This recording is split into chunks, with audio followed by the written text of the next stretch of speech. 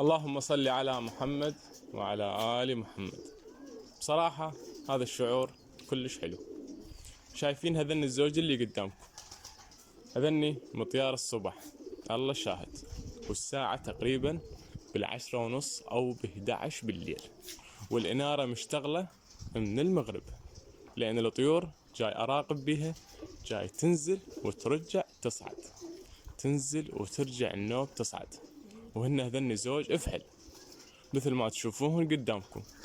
الطيور جاي تجي تريد تحط، بعدين ترجع. الطيور مثل ما قلت لكم، الله شاهد، مطيار الصبح، وهاي شوفت عينكم. بس ان شاء الله هسه اللي يحط منهن احنا راح نبقى وياهن، وراح ابقى على مود التصوير مالهن. اللي يحط راح يبقى يسجل بالفيديو حتى يشوفونه المتابعين، واحنا ان شاء الله باقين وياهن. بس احجونا شنو رأيكم بهذا الشعور من انت تنتظر الحمام مالتك اللي ينزل بالليل، او اللي بات ثاني يوم والحمام جاي تشوفه قدام العين. تحياتي لكم اخوتي.